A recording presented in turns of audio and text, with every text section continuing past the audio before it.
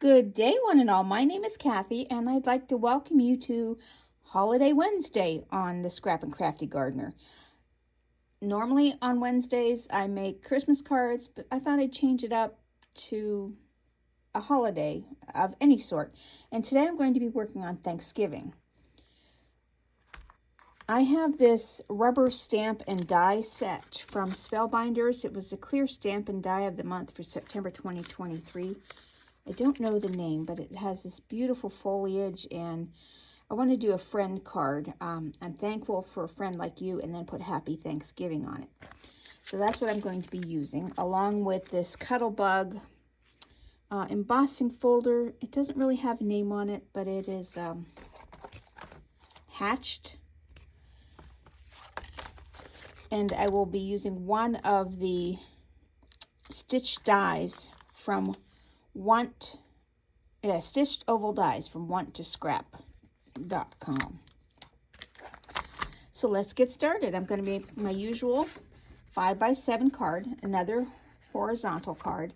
This measures 10 inches by 7 inches. You score it at the 5-inch mark, fold it over, crease it with your bone folder.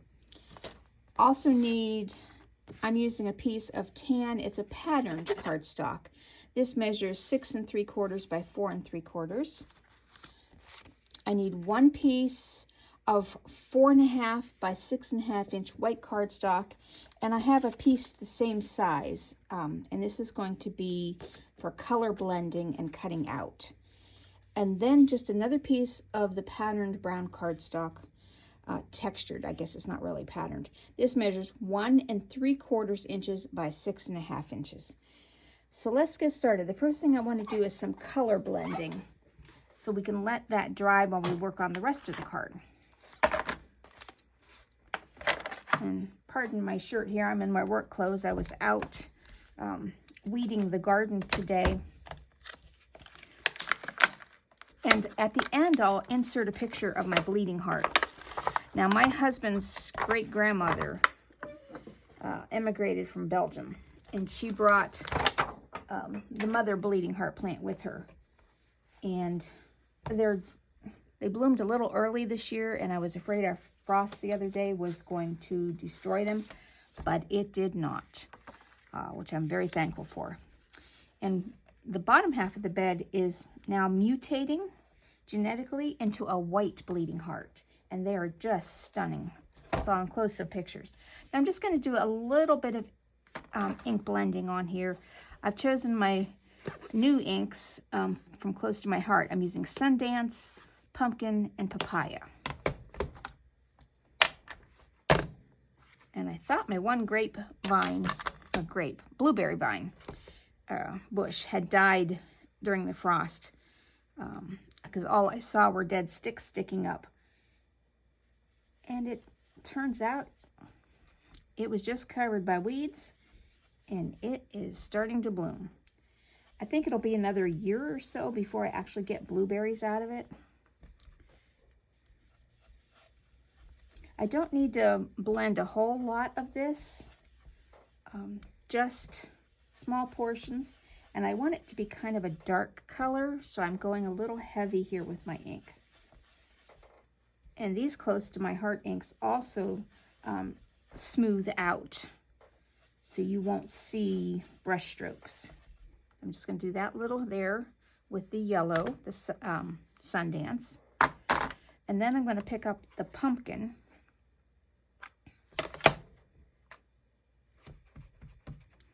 And kind of get that down here.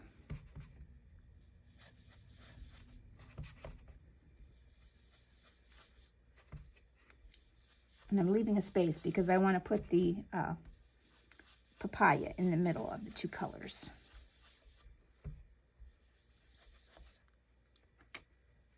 All right, and I can use the same brush for the papayas. They're in the same color family. And the papaya is just a little bit more reddish orange.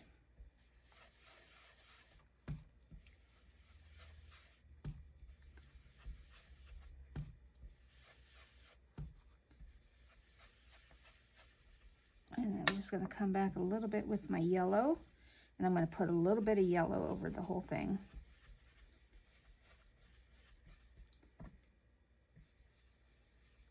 Now I'm just going to set this aside to dry because we're going to be stamping on this in just a little bit. So I'm going to clean up my sticky mat here with just some water.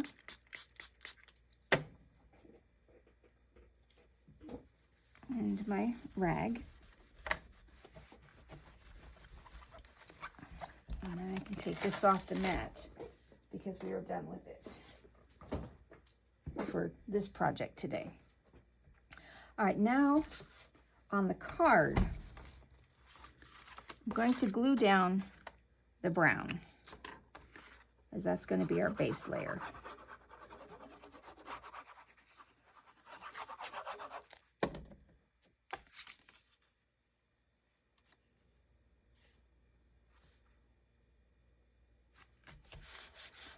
Okay. Now the white I'm going to stamp on, but I want to put this about here, but I want to emboss this piece first. So I'm going to put this in the Cuttlebug folder and just kind of figure out where you want it on here.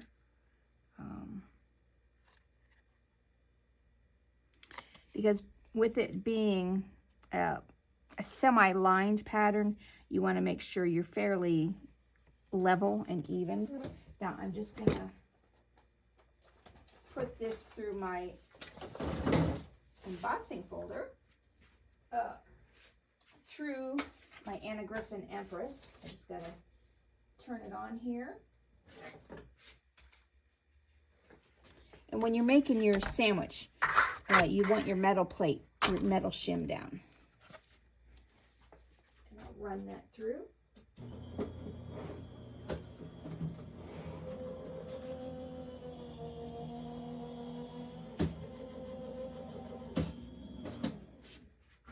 Okay. And that came out very nicely embossed.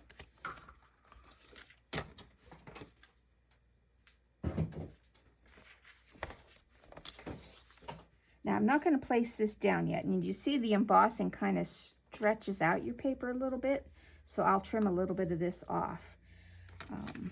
But I want to figure out where I want to put my word stamps on here.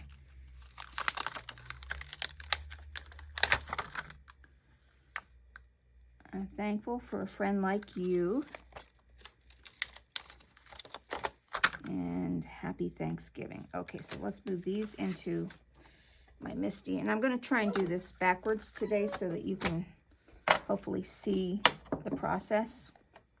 And let's put my cap back on my glue. Done with these brushes. All right. So I'll put that about here, I believe.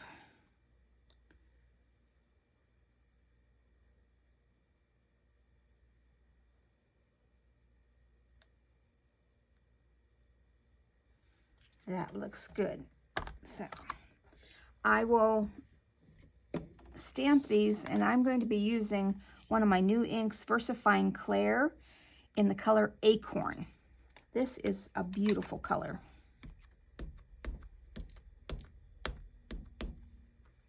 And to make sure I have this level, let's see if I have a piece of acetate sitting here. I should. Yes, I do. Just going to put some acetate down and stamp just to see if my words are straight. And that one is a little cattywampus at the top. So I'm just going to clean these off. Clean this off. And try and straighten this one up slightly.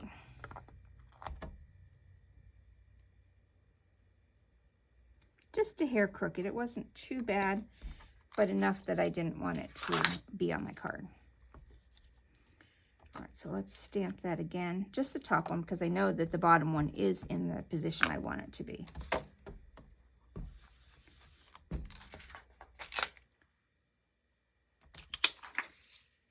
Yes, that's much better. Okay, so let's clean this off. Ink these up. and stamp it for real this time. Oh no, oh my goodness. Okay.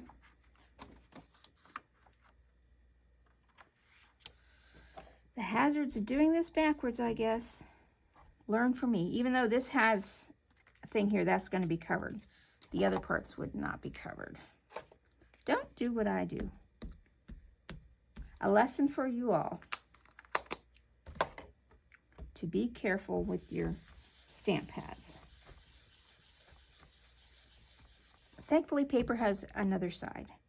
That's perfect. All right, clean these off.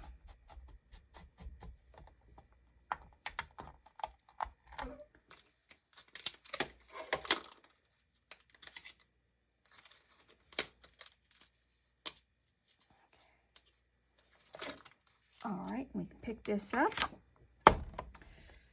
And I'm going to use my stamp here in just a moment. Now I can attach this piece down.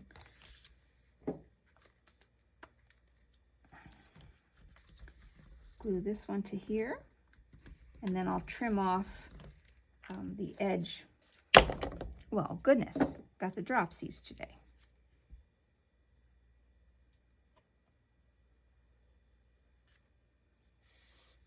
Just like that. Trim off this end piece.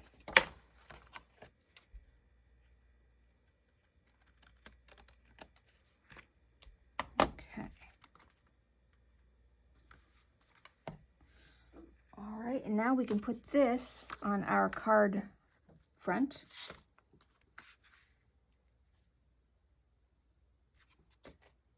Glue that down.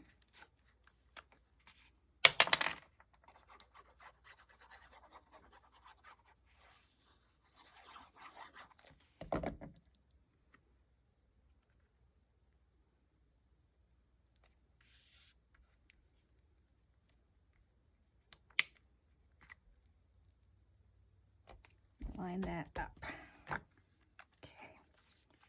Now I will set my stamping platform on that to dry. Got a little ink there. That should come right up with my sand eraser.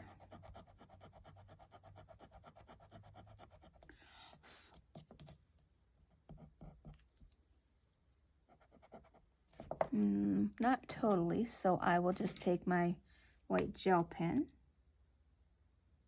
There, gone. All right, let that sit on top of that. Now this piece that we had colored before, I'm going to turn this around the right way here. Okay, let's move my card over. Now I want to take this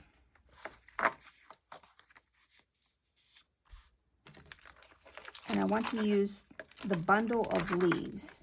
And I want to see where the colors on this are going to look the prettiest. And then still allow me to cut out my oval.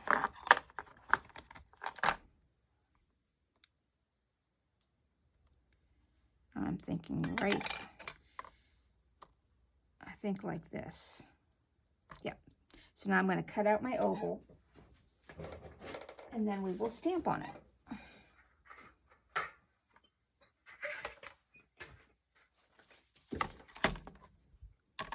So I made my magnetic mat. Just hold that in place. Run that through my machine.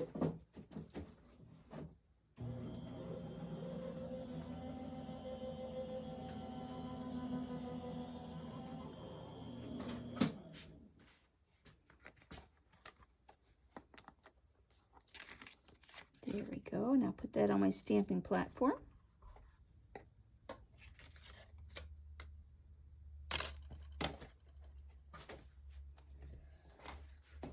Okay. Do I want the yellow up top or do I want the orange? I think I want the orange at the top. And then I'm just gonna put that on here. And I'm also going to stamp that in the acorn.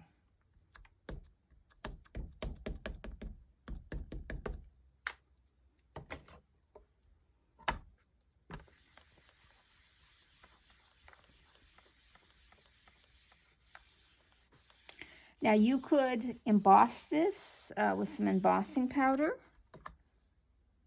Just a little bit more.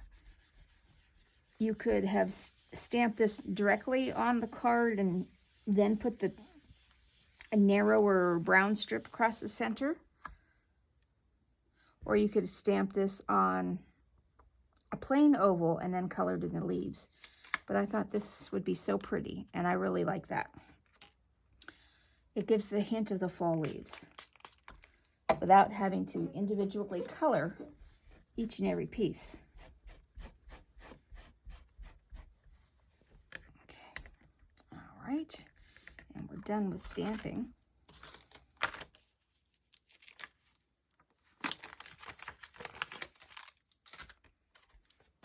Set this off to the side.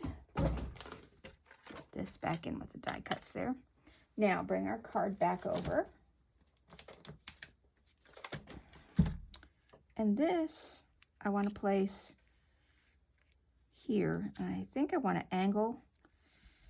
Do I want to angle the leaves or do I want it to go straight up and down?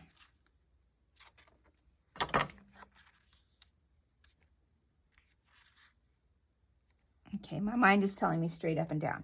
So I'm going to use some of my 1/4 inch Zots, not Zots, foam strips. Was thinking of my Zots. I should just angle this. If I take the top paper off also, it will curve easier around objects that are circular or oval. But I don't always remember to do that.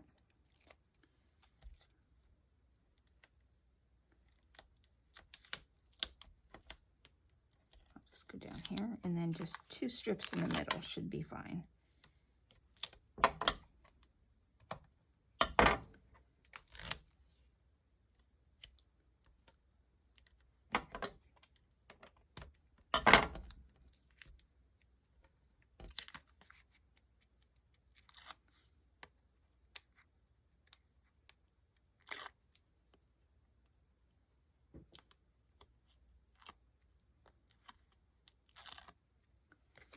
Okay.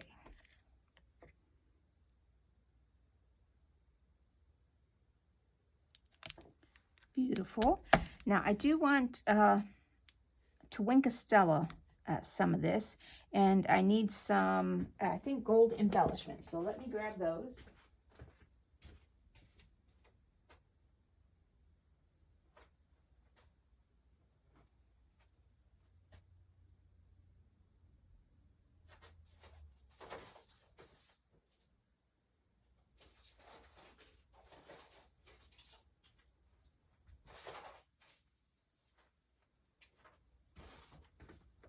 Okay. I have my clear Wink of Stella, which I have got to figure out how to make my own of this. And I'm just going to highlight a little bit here.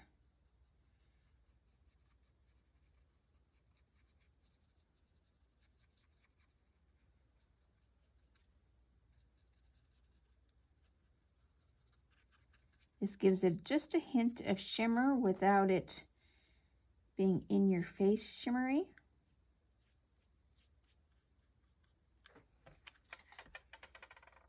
Just a hint. Now, I don't think these are the right color. This gold is the color I'm looking for. So what I'm going to do is I'm going to take just a little bit of glue and put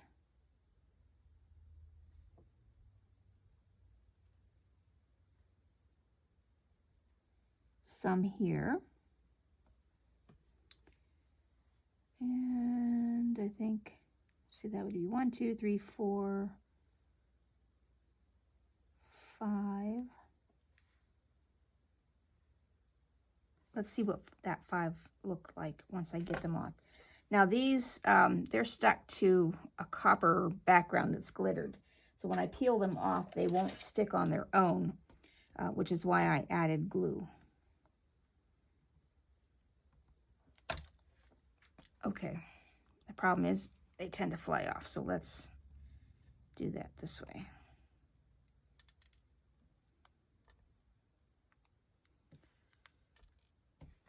Get my wax pickup tool here.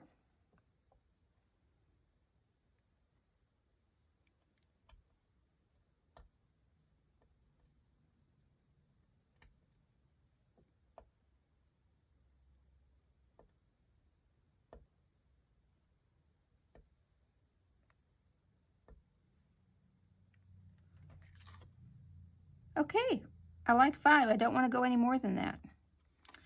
Well, that's it for today's project. I hope you enjoyed watching it. I hope it gave you a little inspiration to get your stuff out and play. And if you don't want to color leaves, color the background instead. I think that came out kind of nice. Thanks for watching. Have a great rest of your day.